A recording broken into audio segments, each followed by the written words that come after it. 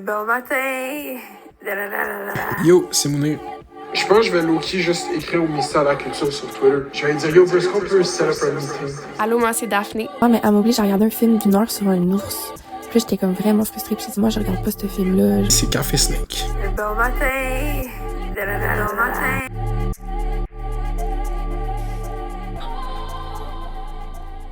Bonjour tout le monde, bienvenue à Café Snake. Aujourd'hui, c'est un épisode qui est disponible pour tout le monde, mais juste vous rappeler qu'un épisode sur deux est disponible uniquement sur notre Patreon. Patreon.com/Café Snake. Vous pouvez laisser une review de 5 stars sur Spotify et Apple Podcasts. De quoi tu vas parler aujourd'hui, Daphné? Moi, je vais revenir un peu sur la Dead Internet Theory parce que ce mois-ci, il y a Sam Altman, qui est le CEO de OpenAI, qui a ramené la théorie sur la table. De quoi tu vas parler? J'ai lu l'essai NPC de Frank le dédomiseur ou son alter ego intellectuel François Fournier. Pour les gens qui connaissent, vous connaissez, mais c'est une figure du monde du podcasting québécois. Il a écrit un essai politique sur la fabrique du conformisme. Il faudrait préciser que c'est aussi une figure politique de droite, libertarienne. La droite de Québec, un intervenant en Radio X et co-animateur du balado Yann et Frank. Donc, il a sorti un livre et je l'ai lu et on va en faire la critique ou la revue, en fait. Sans plus tarder... Les DJ News. Toudoudou.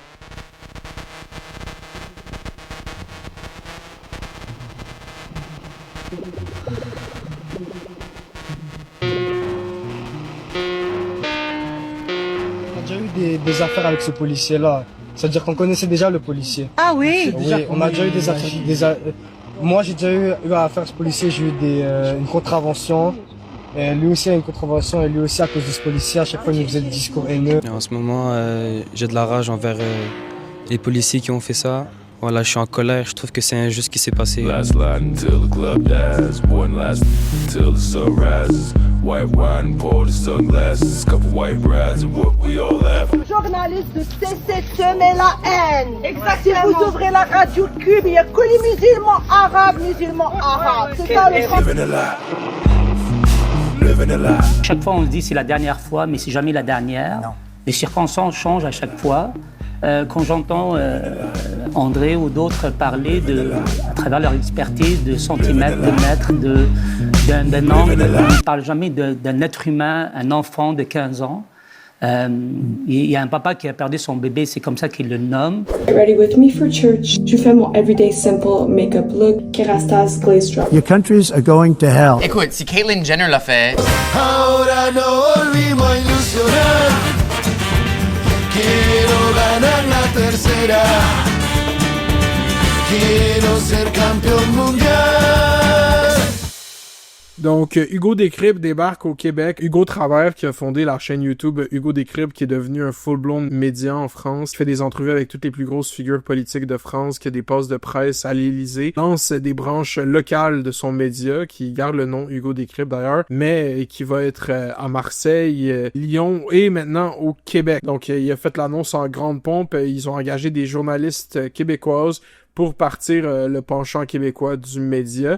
Le premier vidéo qu'ils ont sorti, c'était une couverture de l'enquête de Thomas Gerbet à Radio-Canada sur la gestion de l'eau au Québec, pour faire plaisir à Olivier Primo en plus. Donc, tous les éléments étaient dans leur premier topo. Est-ce que c'est possible que le Québec manque d'eau? Sur papier, on est riche. 3% de toute l'eau douce de la planète est au Québec. Il est d'ailleurs venu au Québec, Hugo Travers, le fondateur de Hugo Décrypte, il a fait une tournée médiatique. Il a même été dans les médias où est-ce qu'il a été talonné par Marie-Louise Arsenault sur à quel point il alimente les GAFAM et à quel point il fait pas vraiment du travail journalistique. Je trouvais que c'était quand même un intéressant échange. Je trouve ça drôle quand même l'espace médiatique que donnent nos médias d'héritage à ces nouvelles initiatives. On a eu toute l'espèce de saga de Elle explique, puis là on a Hugo Décrypte. C'est comme si soudainement, 10 ans plus tard, l'écosystème médiatique avait réalisé qu'il y avait des gens qui produisaient du contenu, soit d'information ou d'actualité sur Internet, quand c'est pas relativement nouveau. mais en fait, c'est comme nouveau dans notre espace médiatique. Je pense que Hugo Décrypte, politiquement, où est-ce qu'il s'inscrit, il est dans la même ligne. C'est une compétition directe, en fait, à Radio-Canada, là. C'est le même ton, c'est l'espèce de macronisme un peu parti socialiste français, donc c'est comme une gauche social-démocrate, mais très centriste, en fait, qui va tout le temps relayer l'information des institutions. Là, je connais pas... tu sais, je sais que Hugo Décrypte sur YouTube, ils produisent des longs formats, plus de vulgarisation. Tu sais, il y a quand même des bonnes vidéos qui sont offertes, des bonnes entrevues, mais du niveau journalisme. J'ai hâte de voir qu'est-ce que ça va être. Moi, je pense que ça va peut-être être une espèce de remodeling de comme Urbania. Là. Je pense pas que ça va être comme de quoi de révolutionnaire pour le journalisme québécois. Puis aussi, ça va être intéressant de voir comment qu'ils vont...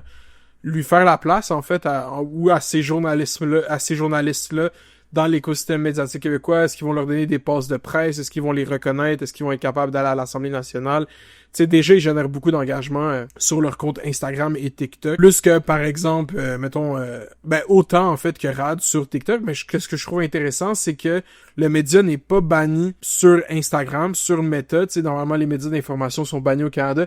Est-ce que ce n'est qu'une question de temps avant que Meta repère qu'il y a un média d'information qui agit sur Instagram, parce qu'en ce moment, ils ont vraiment comme le monopole, c'est ça, avec eux, puis justement Alexandre Relais, qui a comme vu la nouvelle, comme elle nous a dû nous annoncer qu'elle était déjà au courant, que la compétition s'en venait et qu'elle l'encourageait. Mais tu sais, c'est comme une espèce de construction médiatique qui s'inscrit en opposition avec les médias d'héritage, parce que dans leur discours revient continuellement le fait qu'ils sont complémentaires, puis qu'en fait, qu'est-ce qu'ils font? Ils réfèrent les gens à ces médias-là, fait que c'est pas vraiment en opposition d'aucune façon.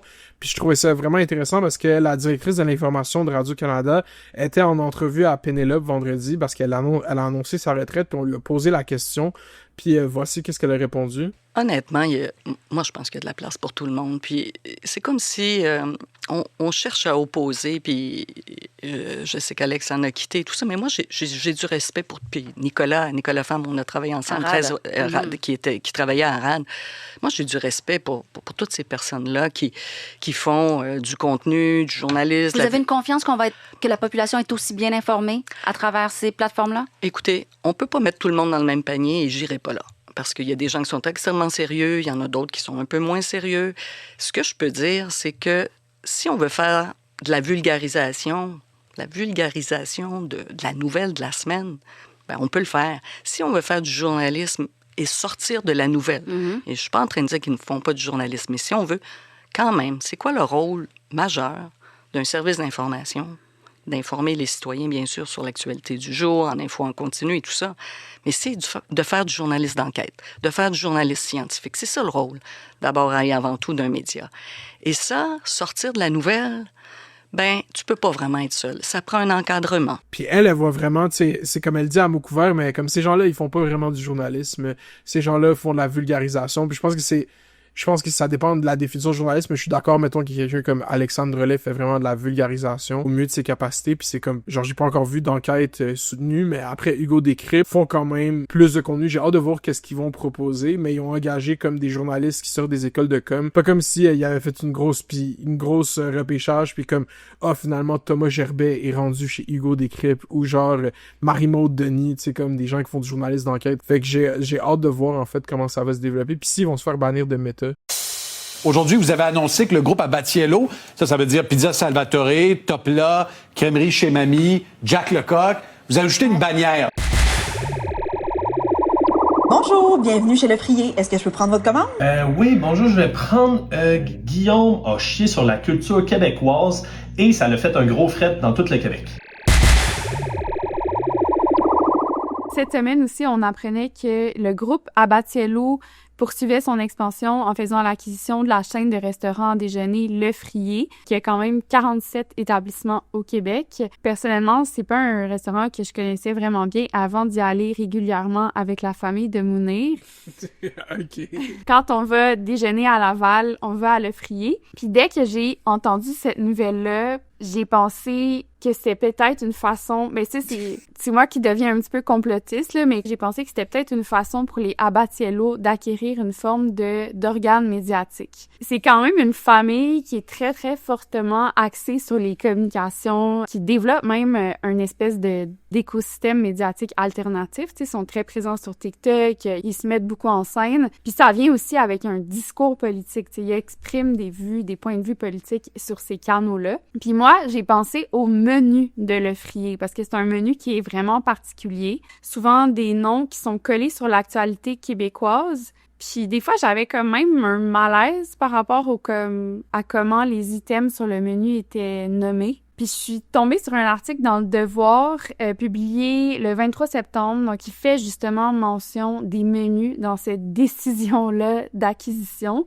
Fait qu'on va citer le propriétaire original, là, Monsieur Medina, puis il dit que se départir de sa marque Lefrier, c'est quelque chose qui était pas nécessairement facile à faire parce que le déjeuner, c'est dans la culture québécoise, puis que Lefrier avait su se différencier, notamment à travers ses menus. Elisabeth Abatiello, qui fait partie là, du groupe Abatiello, qui est vice-présidente aux communications, c'est souvent elle qu'on entend parler, elle a dit que effectivement la famille Abatiello, elle a été attirée premièrement par le marketing de Lefrier, qui est quand même un peu provocateur et toujours en lien avec l'actualité québécoise. Donc, il y a quelque chose une plus-value dans ces menus-là, justement. Puis, on a fait de l'exercice hier, on est allé sur Internet pour consulter quelques noms. Par exemple, dans les bols déjeuner, il y en a un qui s'appelle « La petite fuite chez Desjardins ». Fait que, tu sais, so far, so good. Je veux dire, ouais, c'est quelque chose qui a touché beaucoup de gens au Québec. Ça se corse.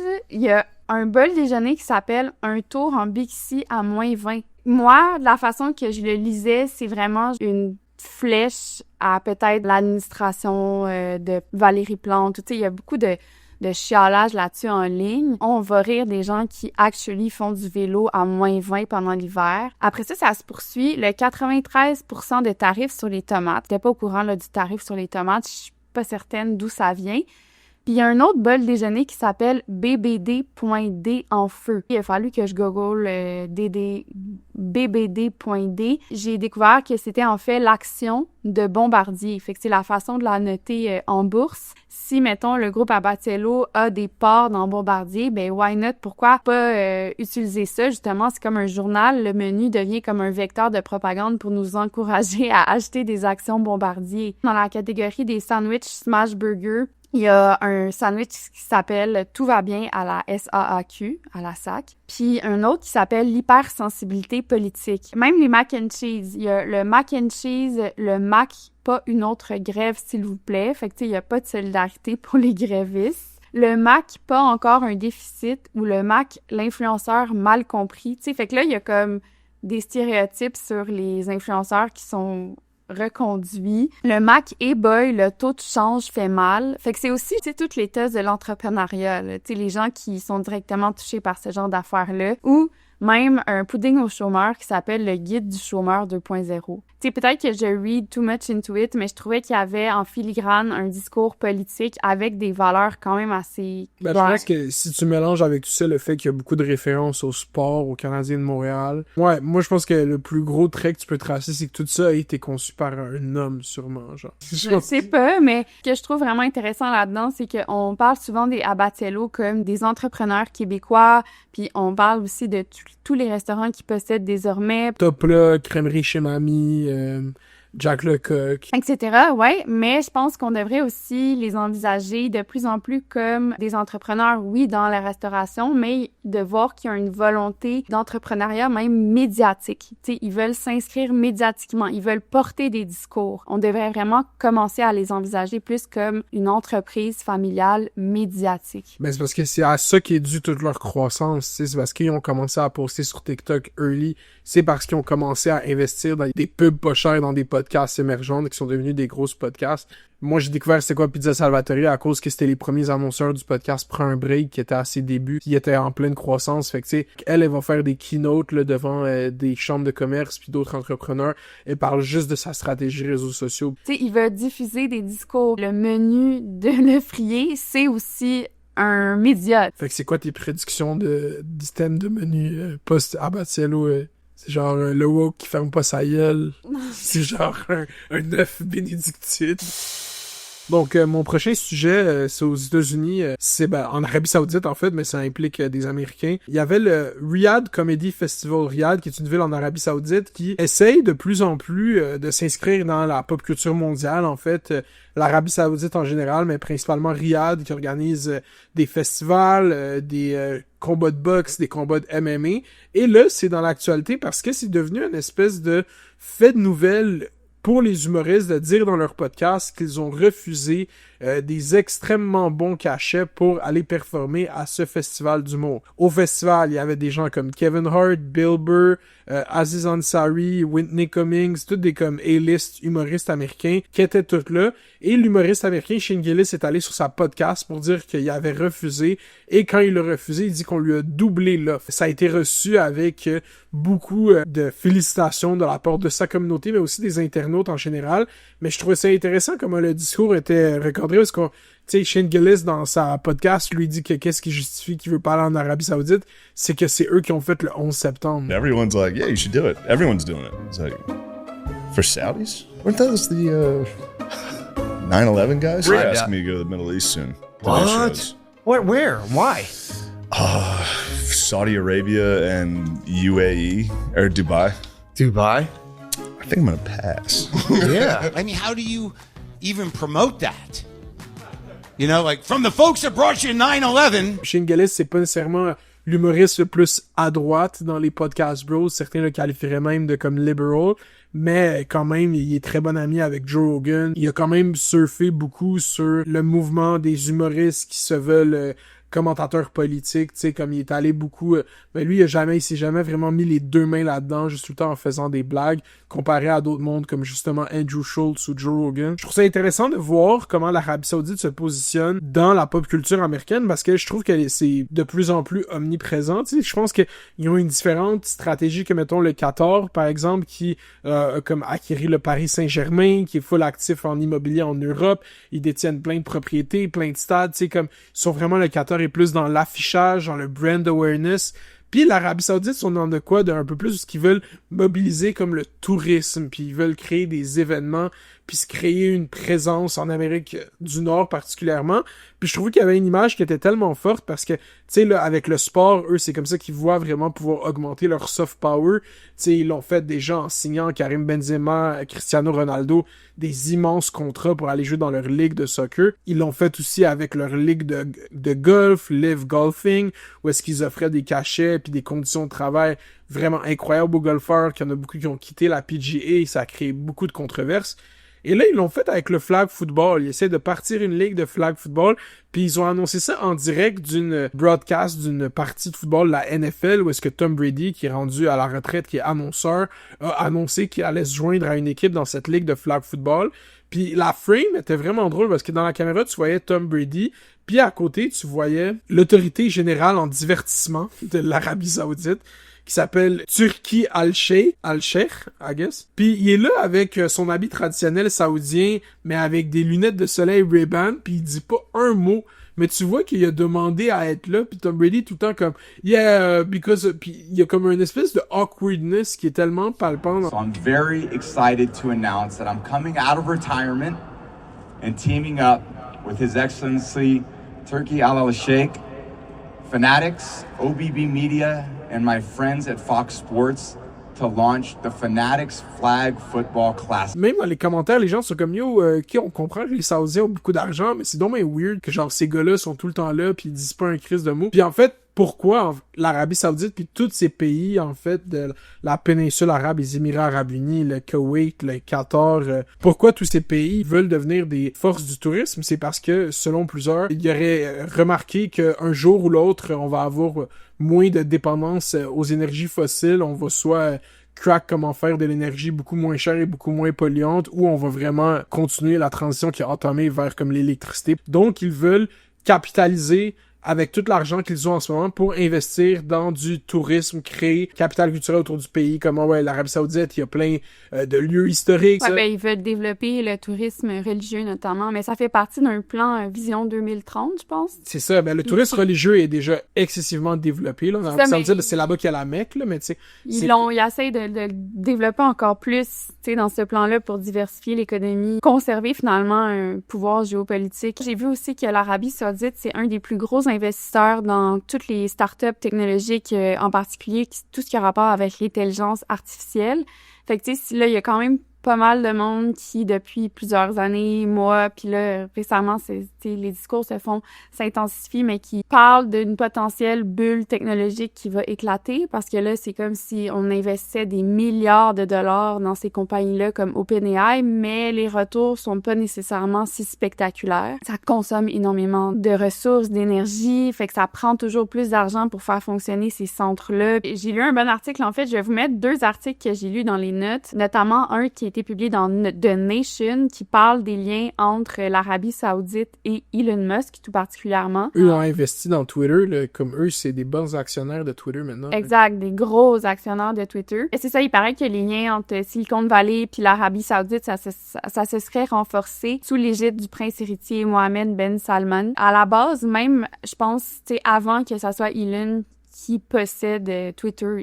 Déjà, l'Arabie Saoudite était quand même des power users de Twitter. C'est ça, c'était assez populaire en Arabie Saoudite parce que là-bas, la répression politique est très forte. Juste rappeler que, par exemple, en 2018, il y a un journaliste qui a été assassiné et démembré au consulat d'Arabie Saoudite à Istanbul. C'est intéressant de voir comme le lien entre l'Arabie Saoudite puis Twitter à l'époque, avant que ça soit X. Dans le fond, dans un pays où la parole est très, très, très policée, où on laisse pas la place justement à une opposition, mettons, d'être vocale, l'emphase que Twitter met sur la liberté d'expression, tu sais, c'est vraiment ça aussi que Musk met de l'avant. Puis justement, à cette époque-là, il y avait beaucoup de Saoudiens qui utilisaient la plateforme parce que ça leur permettait, tu sais, de briser finalement des lois régionales ou locales. Même s'ils faisaient ça sous le couvert de l'anonymité, la plateforme les a jamais vraiment protégés, elle a jamais protégé leur identité. Ce qui fait que l'Arabie Saoudite, en ayant un lien directement avec X, avec Elon Musk,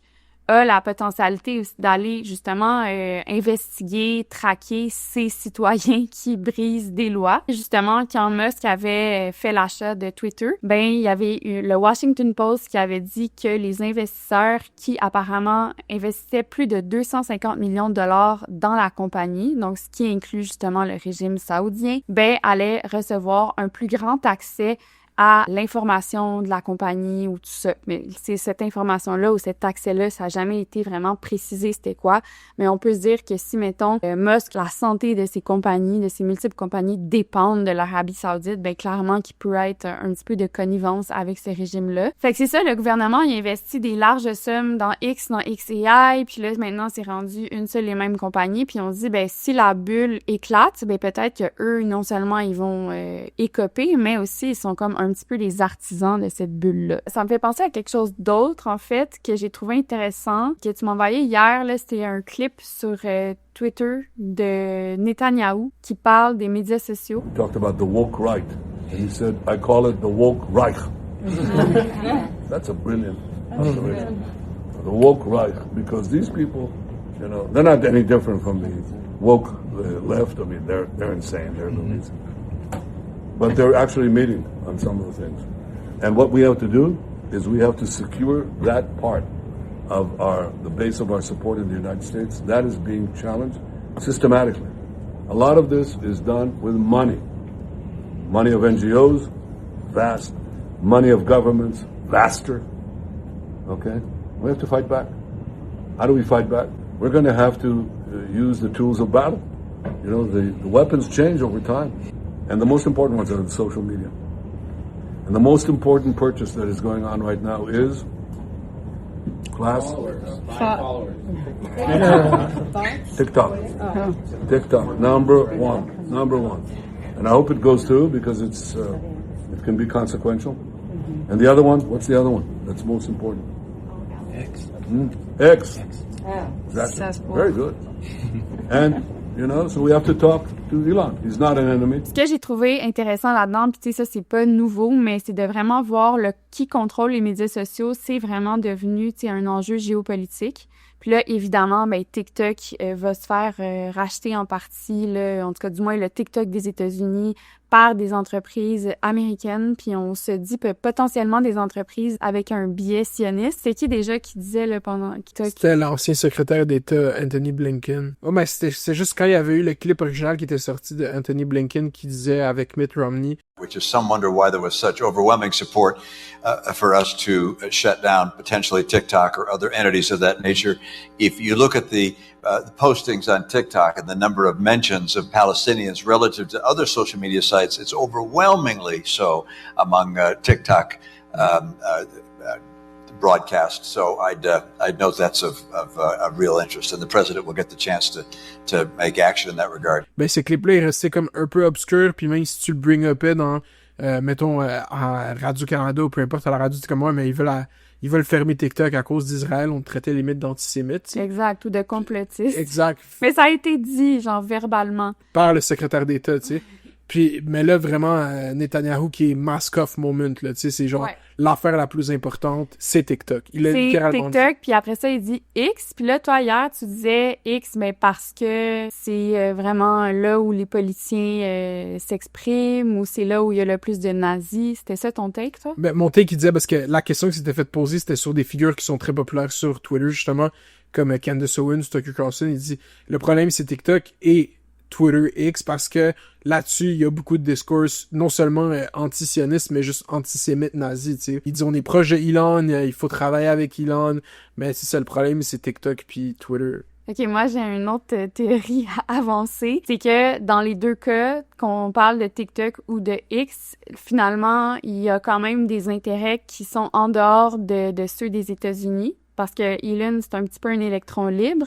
Puis si tu penses que l'Arabie Saoudite a investi énormément dans sa compagnie, ben là, tu pourrais dire qu'il y a quand même des intérêts arabes et l'Arabie Saoudite était en voie de normaliser ses rapports avec Israël. Moi, je trouve que sur la question israélienne, Elon, c'est pas un électron libre du tout. Là. Ce que je peux dire, c'est qu'en ce moment, tu sais, genre, littéralement, cette semaine, il y avait pas mal d'articles qui parlaient de la relation d'Israël puis l'Arabie Saoudite parce que le rapport avait d'être normalisé un petit peu avant le 7 octobre. Là, il y a eu le 7 octobre. Et là, l'Arabie Saoudite a pas mal refroidi, tu sais, disons, sa position. Puis encore plus avec les annonces du gouvernement israélien là, qui projette annexer la Cisjordanie. Ils disent, donc ça, c'est vraiment une limite à ne pas franchir. Fait qu'en ce moment, il y a quand même une tension entre l'Arabie Saoudite et Israël. En même temps, il y a plein d'articles qui sortent comme quoi l'Arabie Saoudite est à fond dans l'AI et surtout à fond dans X et XAI. Peut-être pour ça qu'ils parlent de X de cette façon-là. C'est pas, tu sais, ça appartient pas, mettons, à Meta, tu sais, puis Meta sont à fond sionistes, là.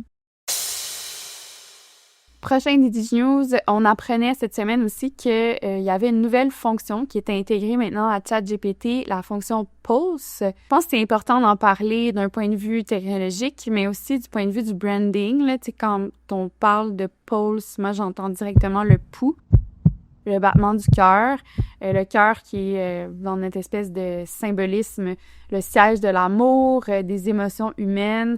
C'est quand on veut voir si quelqu'un est mort, d'habitude, le réflexe, c'est de prendre son pouls. Donc, c'est comme si, dans ce mot-là, moi, j'entends qu'on essaie d'infuser encore plus de simulacres de vie dans l'intelligence artificielle, qu'on essaie de se rapprocher une coche de plus dans l'anthropomorphisation. Puis je dirais que si le modèle initial du chatbot, c'est celui peut-être de l'ami, ce modèle-là va peut-être être amené à devenir de plus en plus celui de l'influenceur. Pour revenir à Pulse, qu'est-ce que c'est ça? Dans le fond, c'est une fonctionnalité de l'IA qui fait plus que répondre à des questions. En fait, ça anticipe tes besoins, puis ça va te proposer des sujets de conversation, des choses auxquelles penser en fonction des données que tu lui as partagées. Je vais lire une couple de grands sites français que j'ai vus hier parce que hier soir, quand je faisais ma recherche, j'avais pas vu de médias québécois qui en avaient parlé encore. Donc, OpenAI lance Pulse, un nouvel assistant personnalisé intégré à ChatGPT qui œuvrera dans l'ombre pour anticiper vos besoins. ChatGPT devient effrayant.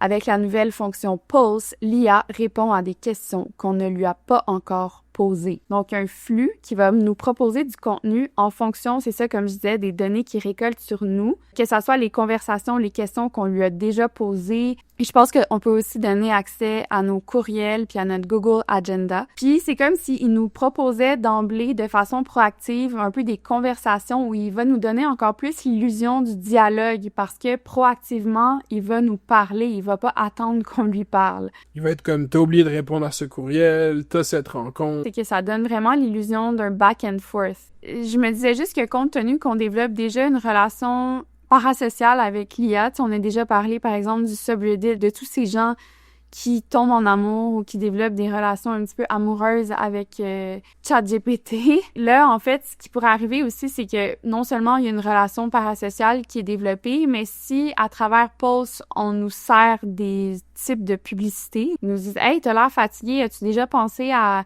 consommer de la vitamine C, c'est bon pour telle raison », ben ça va devenir un peu une relation parasociale à la influenceur. C'est comme si il voulait finalement automatiser la relation parasociale qui est créée sur le web avec ces gens-là qui nous vendent des choses. Mais surtout que Sam Altman a dit, là, comme la publicité s'en vient sur ChatGPT. Là. C'est ça, mais il essaie de créer un influenceur personnalisé en fonction de tes données. Je trouve que ça nous pousse quand même dans un rôle très passif où on n'a même plus à poser des questions, on n'a même plus à penser à qu'est-ce qu'on veut. C'est un peu comme le principe là, finalement du fil algorithmique de TikTok où t'as même pas à aller chercher du contenu. Tout ce que t'as à faire, c'est swiper jusqu'à temps que tu tombes sur une recommandation qui, toi... Je trouve que le cas d'usage que ChatGPT veut vraiment, c'est l'assistant personnel, que tu te réveilles le matin, tu regardes, puis là, il connaît tes habitudes, parce que sûrement, ultimement, un jour, tu vas pouvoir le relier avec le iPhone même. Fait que là, il va voir comment tu utilises ton téléphone. C'est pour ça qu'il parle de révolutionner les matins, que ça devienne vraiment, genre, chaque matin, au lieu de, comme, aller dans plein d'applications pour faire plein d'affaires, ben, tout soit centralisé à un endroit. Puis que ce soit ChatGPT. Là, j'ai lu un tweet de Sam Altman qui a écrit le 25 septembre pour parler justement de cette nouvelle fonctionnalité Pulse. Puis encore une fois, il dit, tu sais, Pulse works for you overnight. Comme s'il y avait cette entité qui, pendant que toi, tu dormais, tu te reposais, travaillait dans l'ombre. Il nous conseille donc de traiter ChatGPT un peu comme justement un assistant personnel hyper compétent avec qui ça vaut la peine de partager nos préférences, nos goûts pour que lui réussisse à faire un bon travail de façon proactive et extrêmement personnalisée. Fait que ça met le burden sur toi. Là. Si ChatGPT fonctionne pas avec toi, c'est parce que tu l'as mal feedé, tu l'as mal formé. Dans un sens, l'intelligence artificielle peut s'incarner de tellement de façons. Puis là, on est vraiment dans une tangente anthropomorphisante, tu sais, vraiment dans cette idée de quelqu'un qui travaille pour toi. Puis ça nous promet aussi une forme de conversation constante, mais avec un tu. Un interlocuteur qui est synthétique, qui n'existe pas. You missed it, but the internet died 5 years ago. Is 50% of the internet bots? Have you heard about the dead internet theory? No. AI will flood the internet so much where the internet will just be robots communicating with robots. Dead internet theory is a conspiracy theory. The dead internet theory relies on the idea that the internet as we knew it died. Je voulais en parler notamment parce que là, je reviens à un de mes sujets préférés, l'intelligence artificielle, puis tout ce qu'on peut en dire. Puis j'avais le goût de revenir sur une théorie, je pense que j'en ai jamais parlé à Café Snake, ça s'appelle la Dead Internet Theory. Puis c'est sûr que, bon, ça fait partie du discours depuis un certain moment, mais ce mois-ci, en septembre, c'est revenu dans la bouche de Sam Altman. Donc, on en parlait. Il a écrit sur X que, finalement, il avait peur que la Dead Internet Theory soit effectivement réelle. Dans le fond, cette théorie-là stipule que un jour, tout le contenu qu'on va trouver sur Internet ou la majeure partie du contenu, ben, ça va pas être fait par des humains, mais ça va être généré par des bots ou des robots, ou en tout cas, il me semble que c'est pas tant tiré par les cheveux dans le sens que il paraît qu'en 2023, il y a la firme Imperva qui avait estimé que la moitié du trafic sur Internet en 2022 était créé par des bots. Fait que je sais pas, ça me semble quand même plausible que peut-être pas tout le contenu, mais quand même une bonne partie du contenu soit généré par des bots. Je passe énormément de temps, je procrastine beaucoup sur Internet, puis je vais magasiner. J'ai déjà dit souvent ça. Je magasine, mais j'achète pas nécessairement des cochonneries. Je fais juste lire les commentaires des acheteurs. Puis à travers ça, il me semble que j'ai comme un rapport relationnel avec le reste du monde. Genre littéralement à travers mes achats ou mes potentiels achats. J'ai le sentiment d'appartenir à une communauté qui est plus large. Puis peut-être que c'est à travers ça, bizarrement c'est dystopique, mais j'écoute tellement peu les nouvelles linéaires, tu sais, en direct, mettons. J'écoute pas nécessairement la télé, que c'est une façon pour moi de me raccrocher au reste du monde. Ouais, c'est ça, je trouve ça quand même fascinant aussi qu'on parle souvent d'Internet ou des médias sociaux comme des technologies antisociales, parce qu'à mon sens, Internet puis les médias sociaux, tout ça, c'est des technologies qui sont éminemment sociales. Mais ça veut pas dire que c'est des technologies sociales que c'est bon pour la socialité ou pour les humains ou whatever, mais ça nous met toujours en relation avec quelqu'un d'autre. Je voulais en parler dans le Café Snake, mais ça n'a juste pas à donner. Mais j'ai lu un bon article dans 404 Media, qui est une coop journalistique aux États-Unis, qui couvre pas mal la tech. Puis ça parlait de comptes YouTube qui sont créés pour les gens qui veulent dormir. Fait que c'est comme des genres de trames sonores que tu mets qui sont censés être un peu monotones, dont un channel qui s'appelle Sleepless Historian. Le tagline, c'est « Boring History for Sleep ». Fait que c'est comme des pans de l'histoire qui sont plates à écouter pour s'endormir. Par exemple, tu peux tomber sur une vidéo de 2 heures qui était... Le titre, c'est genre « Comment les paysans médiévaux survivaient aux nuits les plus froides et plus encore ». T'entends comme une petite voix raconter genre des faits saillants sur les paysans médiévaux. Hey guys. Tonight we begin with the remarkable lives and incredible resilience of medieval peasants, the everyday heroes who, despite the odds, managed to survive some of the coldest and most brutal nights in history. C'était quand même un marché qui existait avant.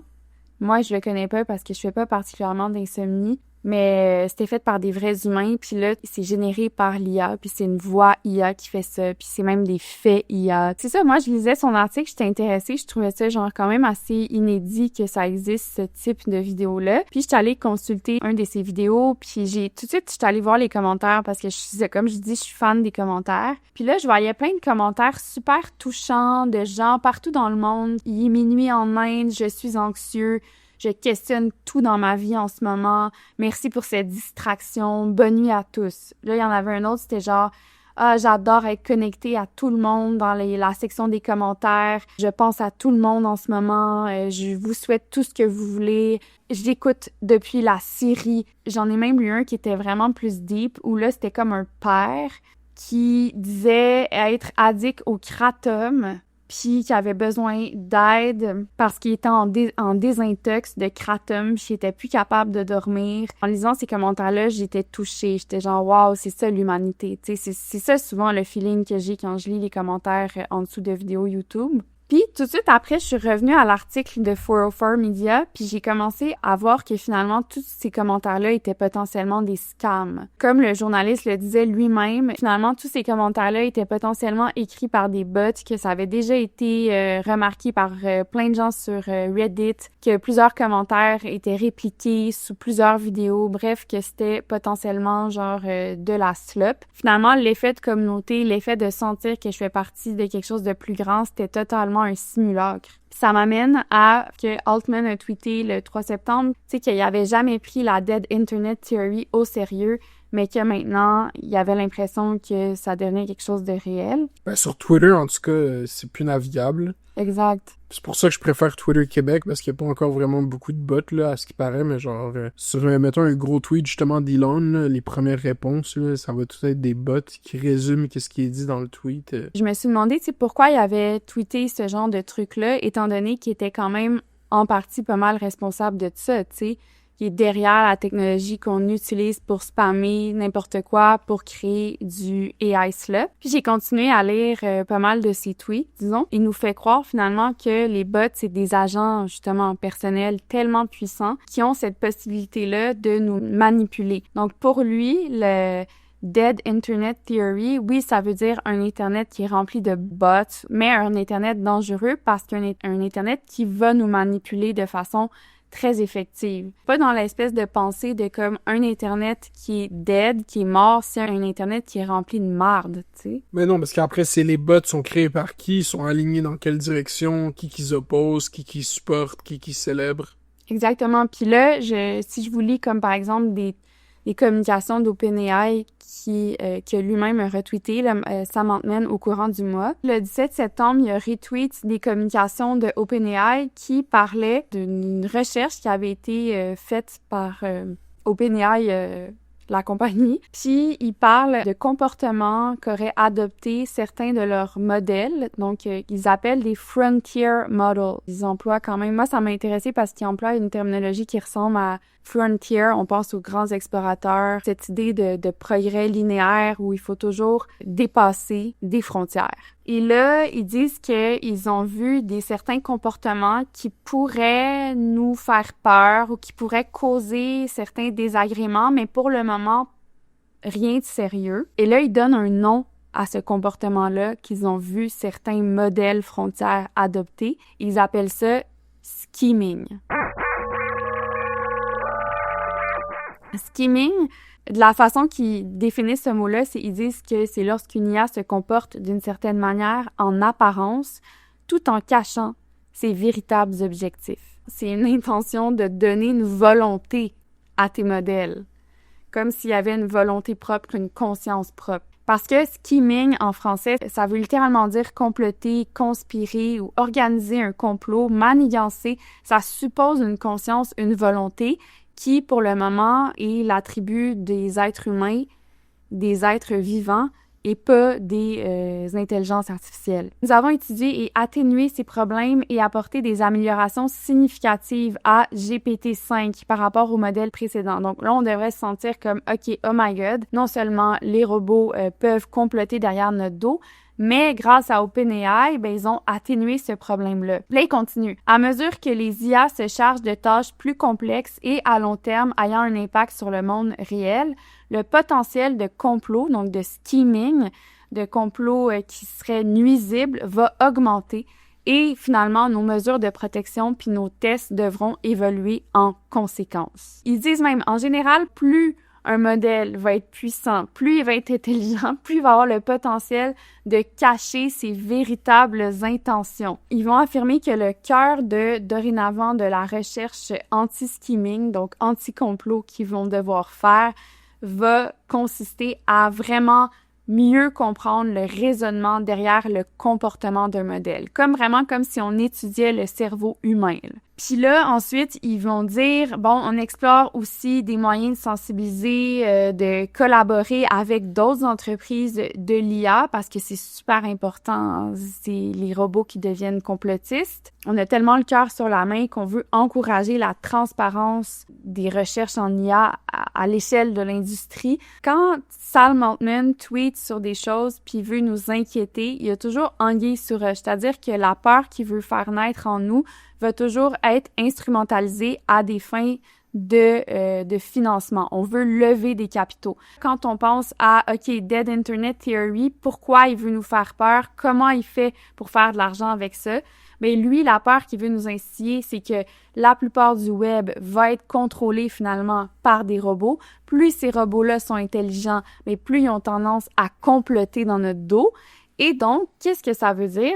Ça veut dire une pipeline de cash sans fin. Donc, on a toujours besoin d'argent.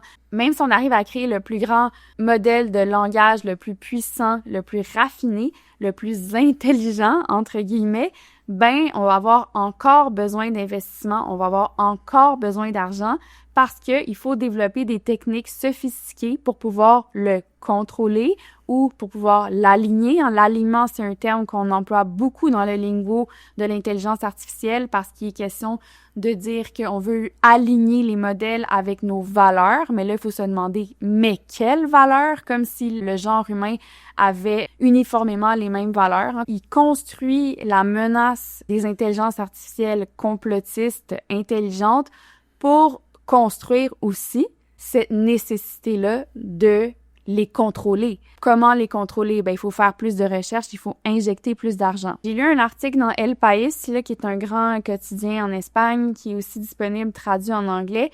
Puis même à l'article du El País qui couvrait un peu cette idée de Sam Altman revient avec la Dead Internet Theory, l'article était biaisé puis reprenait beaucoup de points de langage des entrepreneurs en tech parce qu'il nous faisait croire que plus d'alignement égale moins de slop, moins de caca sur Internet, moins de commentaires générés par des robots, mais ça pas rapport. Puis là, l'article finissait en disant, en résumé, l'IA ne devrait pas manipuler les utilisateurs pour servir ses propres intérêts. Puis ça, c'est déjà supposé que l'IA a des intérêts à elle, ou ceux de ses développeurs, ni causer de préjudice social tels que la désinformation. Mais c'est pas l'IA qui crée la désinformation, hein. C'est les gens, les humains qui l'utilisent à des fins de désinformation. Fait que, tu sais, c'est vraiment des trucs, je trouve, qui se passent dans le discours. Puis il faut faire très attention au discours, pas nécessairement à la technologie en soi, le hardware, le software. Là, on est vraiment dans un discours publicitaire, un discours politique, un discours marketing. On veut attirer des capitaux. Quelles sont les stratégies rhétoriques? Quels sont les nouveaux mots qui apparaissent tout d'un coup dans le discours? Qu'est-ce que c'est que cette idée de skimming? Pourquoi est-ce qu'on devrait, parce que OpenAI vient nous dire qu'ils ont fait une recherche puis qu'ils ont identifié un comportement qui s'appelle le skimming, pourquoi est-ce qu'on devrait accepter cette information-là comme étant vraie et neutre? Il y a des produits technologiques que cette compagnie-là crée qui, selon cette même compagnie, seraient portés à comploter derrière le dos des humains, genre what the fuck. C'est pas la première fois là, que c'est utilisé, là, même justement l'autre, là, Yoshua Benjo, lui il parle tout le temps de ça, là, qu'il y a des recherches qui montrent qu'il y a des AI qui schiment. C'est quand même une idée qui est revenue souvent là, dans les 2 dernières années, là, on parle tout le temps de... Mais ça, c'est se déresponsabiliser, tu sais, j'en ai parlé beaucoup, là, tu sais, de un, la responsabilité, c'est pas l'IA en soi, c'est la compagnie qui la déploie, qui la crée, qui la code. Mais moi, ce que je vois vraiment là-dedans, c'est cette idée que les investisseurs veulent avoir des retours au niveau de ChatGPT. Ils veulent le modèle supra-intelligent qu'on leur a promis il y a 3 ans ou il y a 4 ans ou je sais pas quoi qui arrive pas. Puis là, en parallèle, t'as OpenAI qui sait très bien que ça arrivera pas demain, mais qui a besoin de débloquer toujours plus de capitaux, donc qui va inventer un nouveau récit, une nouvelle histoire pour nous berner, tu sais. Merci Daphné. Donc moi mon sujet concerne les NPC, donc on est complémentaires. J'ai lu l'essai NPC de François Fournier. Ça dit Essai sur la fabrique du conformisme. C'est un livre print on demand, il est en vente sur Amazon. Il est numéro 1 des ventes au Canada depuis 5 jours. Là. Donc je trouvais ça intéressant de le lire. Pour les gens qui savent pas c'est qui François Fournier, c'est le co-animateur du balado Yann et Frank, le détenteur d'une maîtrise en philosophie. Là. Pour les gens qui connaissent pas Yann et Frank, c'est une podcast quotidienne du lundi au jeudi où est-ce qu'il décortique l'actualité. Le co-animateur Yann Sénéchal, c'est un ancien candidat de l'ADQ, quelqu'un qui a parti des think tanks puis des groupes de militants justement mettre de l'avant les idées libertariennes. C'est des gens, Yann Sénéchal aussi qui était dans un comité économique formé par Éric Duhem. Donc tu sais, ils sont vraiment proches du Parti conservateur du Québec. Puis ont commencé à émerger, en tout cas moi sur mon radar, pendant la pandémie parce que justement c'était un des seuls endroits médiatiques au Québec qui s'opposait clairement genre aux mesures sanitaires comme le couvre-feu ou comme le passeport sanitaire. Là, il sort son livre qui s'appelle NPC, qui veut décortiquer le phénomène du conformisme. Donc, un nouveau phénomène, pas vraiment, mais il veut l'approcher avec cet angle-là, parler du NPC. C'est quoi le NPC? C'est le non-playable character. Donc, mettons, tu joues à un jeu vidéo, il y a beaucoup de personnages qui sont justement des bots ou des AI, peu importe comment tu veux l'appeler, puis ils servent juste à soit te donner des quêtes ou faire des actions répétitives. Ils sont juste là pour peupler la map, peupler l'environnement, puis ça fait en sorte que t'interages pas avec eux, mais ils sont devenus une partie importante de la culture populaire parce que souvent on va faire référence à des gens qui sont des NPC quand ils ont pas de l'air de réfléchir ou d'avoir d'agentivité ou de contrôle sur qu'est-ce qu'ils font. Et on va dire que telle personne est un NPC, telle personne est un NPC parce que il a pas de l'air de vraiment réfléchir. C'est un peu ça que François Fournier aborde dans ce livre. Et lui, il part comme prémisse avec l'élection en fait de Mark Carney aux dernières élections fédérales, qui voyait comme lui comme l'épidome du mouvement NPC. Puis je trouvais, tu sais, comme d'emblée que ce livre-là, qui se veut un peu comme un ouvrage, là, vraiment pas comme un essai, on nous donne des définitions, on nous dit voici telle affaire. Puis c'est tout le temps basé sur des études. Tout le temps, on nous cite. Tu sais, c'est continuellement... J'avais souvent plus tendance l'impression de lire justement un essai de philo de genre, soit à l'université ou genre au cégep. C'était vraiment très genre, pas essai même, genre dissertation, tu sais. Genre juste comme, ok, ça c'est un papier... genre sur ce sujet-là, voici qu'est-ce que cette étude a dit, blablabla. Il y a comme une volonté de vouloir s'inscrire en dehors du cadre politique quand c'est clairement comme incliné politiquement, puis il va tout le temps comme faire des références à que le phénomène d'être un NPC ou d'être conformiste, ça se limite pas juste à la gauche, la droite aussi. Il prend tout le temps en référence les gens qui étaient non seulement opposés aux mesures sanitaires, mais qui voyaient Bill Gates, les puces des vaccins, Klaus Schwab, tu sais, ces gens-là. Mais c'est quand même drôle parce que là, c'est comme si d'emblée, il donnait une valeur au conformisme ou au non-conformisme. Puis dans l'épisode précédent que je vous encourage à écouter, là, on a vraiment parlé de ça, de la conformité, la transgression, puis comment en soi, c'est pas essentiellement bon ni mauvais, c'est pas de droite ou de gauche, c'est juste quelque chose qui peut être instrumentalisé de toutes sortes de façons. Ben c'est ça un peu la conclusion qui arrive dans son livre, là. Il dit que c'est comme faut être conformiste sur des choses, conformiste sur d'autres, comme il finit avec faut tous qu'on soit NPC sur la liberté d'expression, tu sais, il faut tous qu'on pense de la même façon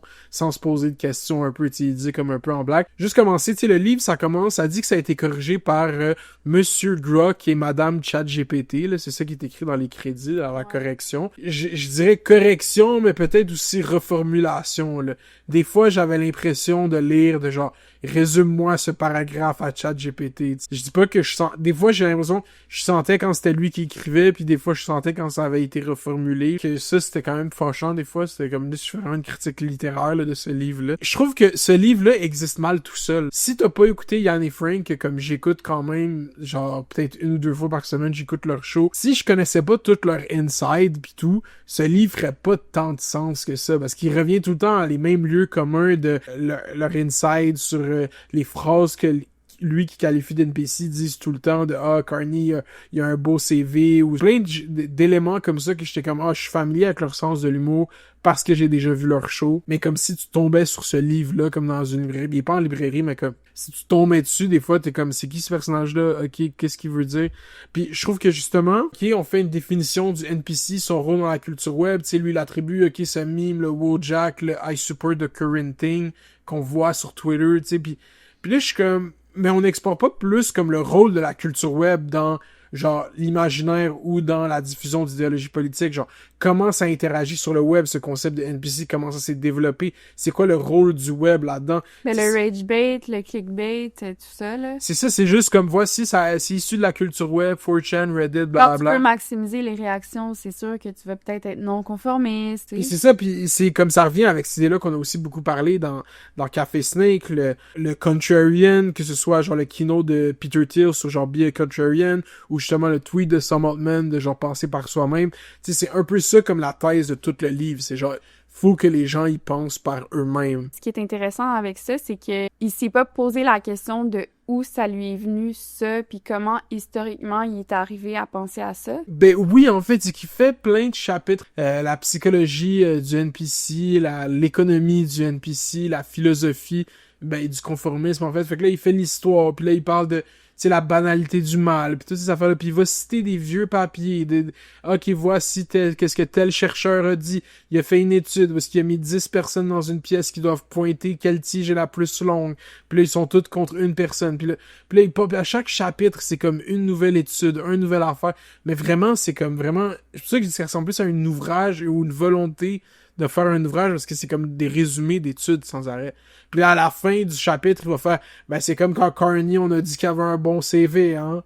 Tu sais, c'est comme vraiment ça. Qu'est-ce que t'apprends finalement, là? C'est quoi qu'il veut nous dire? C'est quoi son main point? Son point, c'est qu'il veut nous dire de penser par nous-mêmes, mais que c'est pas mal de penser la même chose que d'autres gens, mais qu'il faut tout le temps savoir pourquoi qu'on pense quelque chose.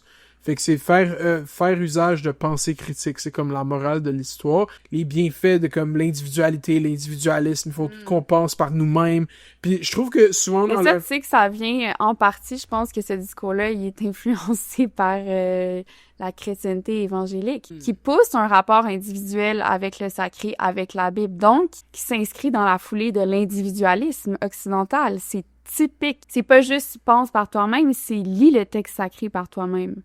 Interprète-le. C'est ça. Puis aie une relation comme qui est directe, sans passer par une institution. Puis qui est comme, oui, c'est vrai qu'il y a des gens qui ont des études puis qui savent de quoi qu'ils parlent, mais il faut pas nécessairement se fier à eux juste à cause de ça. Puis je pense que il y a raison d'une certaine façon, comme c'est vrai qu'il faut genre réfléchir à l'information qui est soumise. Mais moi, je trouve qu'il y a quand même un mépris, ou pas un mépris, mais genre un manque de compréhension sur les phénomènes politiques plus larges quand ils pensent que le monde va voter pour Carney à cause du conformisme politique. Tu sais, c'est genre, juste comme, pour lui, c'est ça, tu sais, comme, voici ce qui s'est passé. Les gens, c'est des NPC, ils ont pas d'agentivité, puis il y a rien qui est arrivé culturellement, politiquement, socialement pour les convaincre autre que genre, vouloir appartenir à la bonne gang. C'est cette idée qui revient tout le temps. C'est comme si eux, ils sont ostracisés, eux, c'est des gens qui pensent uniques, qui sont uniques, qui ont compris, puis, tu sais, il finit le livre par dire, au moins, on sait, selon toutes les études que j'ai citées, qu'il y aura tout le temps un pourcentage de la population qui va penser par lui-même. Tu sais, fait que c'est comme... Ben, je pense que comme ça, c'est peut-être un des propos de son livre, là. Finalement, l'humain aime se sentir spécial. Mais c'est ça, mais je trouve que... Une grande vérité. Mais je trouve juste qu'il passe à... Si c'est ça, tu sais, je crois que c'est une facette de son analyse politique. C'est sûr que le monde n'a pas le temps de suivre la politique, puis le monde va écouter une affaire, puis ils vont se faire leur opinion avec ça. Mais de penser que c'est ça qui a amené à l'élection de Carney sans jamais, genre, critiquer la campagne de Pierre Poilievre. Tu sais, je sais que c'est pas de ça qu'il parle, mais je veux dire, il nous dit que les gens, c'est des NPC, puis que finalement, ils ont tous voté en bloc, sans penser qu'il y a différentes formes politiques, que le spectre est bien plus gros que gauche puis droite. Puis quels sont les intérêts, les valeurs de ces personnes-là, tu sais? C'est pas tout le monde qui a la même vision du monde que lui. C'est ça, fait que je trouvais que je suis comme, ok, c'est intéressant, il veut décortiquer le conformisme. Je trouve que, tu sais, dans la lecture, c'est vraiment redondant, là, à lire ce livre-là. C'est comme vraiment, ça se répète vraiment souvent, puis c'est comme tout le temps ce modus operandi de comme, trouver une étude dans l'Institut Hopkins, non, dit que si, de ça. Puis là, c'est comme, ok, nice. Genre, c'est tellement loin, mettons, de lire, puis tu sais, parce que, mettons, des essais politiques de droite dans ma vie québécoise, j'ai lu lui, puis genre Mathieu Bock-Côté, tu sais, puis c'est comme tellement différent de Mathieu Bock-Côté, parce que Mathieu Bock-Côté, c'est des longs paragraphes qui durent des pages, puis là, c'est une longue, genre, tu sais, no offense, mais je veux pas dire diarrhée, mais c'est genre une longue, genre, c'est comme un long... Logoré. Ouais, logoré, comme qui parle, mais encore pire, quand tu le lis, genre, c'est encore pire.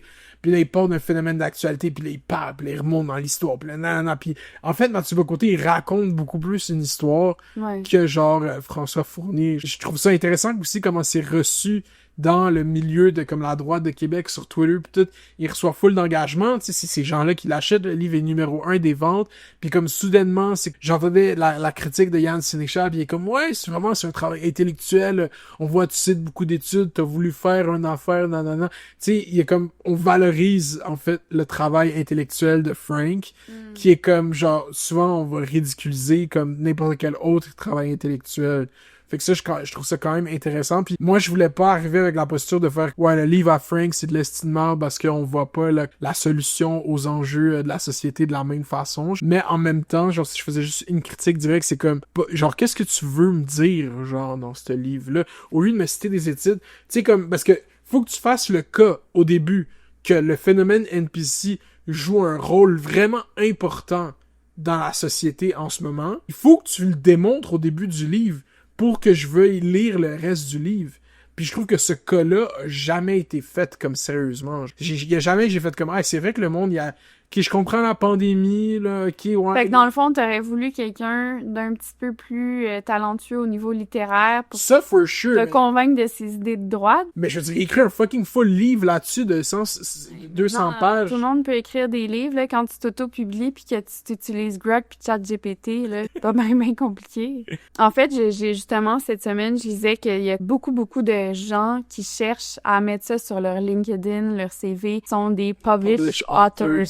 puis que ça donne naissance à tout un marché, même secondaire, tu sais, de ghostwriter, puis parce que on vit dans une espèce de culture de l'entrepreneuriat où c'est bien vu d'avoir un livre à son nom. Peu importe quel garbage t'as mis dans ce livre-là. On sent des fois qu'il essaye de comme écrire, genre rajouter des layers à tout ça. Il y a comme un chapitre ou une section sur les NPC et la dépression, puis essaye de nous faire croire, tu sais, comme les gauchistes sont plus depressed, fait que dans le fond, c'est plus des NPC, parce que quand t'es depressed, en fait, tu cares plus à propos de l'opinion des autres. C'est ça un peu la logique de ça. Puis là, tu cares par rapport au monde, puis le monde va pas bien, fait que t'es depressed. Puis là, il nous sort un graphique au début qui est comme, ok, ben, les républicains puis les démocrates, c'est aux États-Unis, ils sont pas tant plus depressed un que les autres. Puis là, je suis comme, ok. Puis là, finalement, il sort un autre graphique pour faire, oh, mais tu vois, dans ce graphique, c'est vraiment différent. Fait que là, il part avec ça, puis là, il dit, là, je cite, là, « Ces résultats suggèrent que dans un environnement social ou numérique saturé d'opinions et de normes, les personnes dépressives risquent de devenir des relais passifs des points de vue dominants, non par conviction, mais par manque d'ancrage interne. Ainsi, le NPC ne se réduit pas à une caricature de manque d'intelligence. Son comportement peut résulter d'une souffrance intérieure, en parenthèse, dépression, et d'un abandon silencieux de sa souveraineté cognitive liée à une faible estime de ses propres capacités ou de son jugement. » Mais ça, c'est quand même intéressant parce que ça vient médicaliser, en fait, une position politique. C'est ça, genre, c'est le retour à la biologie. Puis au début, parce qu'il dit au début du livre, je me rappelle, je l'avais surligné, genre, out of nowhere, il dit que les NPC, c'est dépressif. Puis là, j'étais comme... Ben, dans le fond, si t'as tel point de vue politique, c'est que tu souffres de maladie mentale. Mais c'est ça, puis lui, il va tout le temps comme ramener ça, que c'est pas juste la gauche puis la droite, parce que les ultra-complotistes à droite, eux aussi, c'est des NPC. Puis parce que eux, Yann et Frank, pendant la pandémie, ils étaient pas particulièrement, genre... Ils étaient opposés aux mesures sanitaires, mais ils étaient pas en mode « Ah, c'est le nouvel ordre mondial, c'est un complot, blablabla, bla, bla, ils veulent tout nous contrôler. » Ils étaient juste comme « Fuck la CAQ, fuck le go, ils ont laissé les gens mourir dans les CHSLD ou whatever. » Mais pas comme tout ça existe pas, genre. Puis ils se faisaient traiter par les comme hardcore complotistes d'opposition contrôlée, genre. Ils étaient comme, vous êtes avec du M, whatever, mais genre, vous voulez pas comme faire la révolution contre les tyrans, genre, vous êtes juste, vous voulez faire du cash sur les views, blablabla. Fait que lui, il prend tout le temps ça en exemple pour dire comme, voici comment à gauche et à droite, mais beaucoup plus à gauche. Tant, tu sais, moi, je pense là, c'est de la redite, là, mais pour moi, les complotistes, tout ça, c'est des gens qui ont pris les moyens qu'ils avaient pour essayer de donner un sens à qu'est-ce qui, à leurs yeux, avait pas nécessairement de sens. Fait qu'ils essayent de trouver une explication, puis c'est un réflexe tellement sain, humain, normal. On se raconte des histoires depuis le début des temps. Fait que, pour moi, je vois pas ça comme quelque chose de nécessairement un signe de folie, là, ou même de stupiderie, de niaiserie. Le livre est comme presque 200 pages, c'est à coups de petits paragraphes ou des fois de sections de 2 pages. Ça ressemble plus à comme une espèce d'ouvrage sur le NPC, tu sais, c'est comme un peu étrange. Moi, je croyais qu'elle allait avoir comme ça allait être plus intéressant, en fait. On tombe dans plein de lieux communs de l'univers radiophonique ou podcast, de leur podcast, pour comprendre un peu, ça comme met dans un livre un peu des idées que lui partage souvent. Je trouve que son ton est vraiment différent dans le livre que dans la podcast, parce que dans la podcast, ils ont plus tendance à comme divaguer, faire des jokes, whatever. Là, c'est comme vraiment une espèce... C'est pour ça qu'il a mis son vrai nom là-dessus, parce que son nom, c'est Frank le Dédomiseur. Dédomiseur, c'est parce que c'est cette image de l'univers de Jeff Fillion que le Québec serait sous un dôme, qui ne serait pas influencé par le reste de la culture, soit américaine ou occidentale en général. Donc, lui, il dédomise. Ça veut dire qu'il enlève le dôme sur le Québec et il nous choque, en fait. C'est ça, Il nous permet d'être en contact avec le zeitgeist. Exact, c'est ça son idée. Merci, Frank. Bon, ben merci Mounir pour ce segment. Je voulais faire une recommandation culturelle avant de quitter. Je voulais recommander la nouvelle podcast québécoise Le Temps des monstres. Le dernier épisode que j'ai écouté, c'était une entrevue avec Judith Lefebvre que j'ai vraiment, vraiment apprécié. Donc, allez écouter cet épisode-là. Ouais, c'était vraiment bon, vraiment cute. Non, mais parce qu'ils ont dit que j'étais cute dans l'épisode. OK. Fait que sur ce, on vous dit à la semaine prochaine. La semaine prochaine, ça va être un épisode disponible seulement, exclusivement, entièrement sur le Patreon. Donc, allez vous abonner. Allez vous abonner. Merci d'avoir écouté jusqu'à la fin. Faites attention à vous. Bye. Bye. La musique est de Azlo. A-Z-L-O.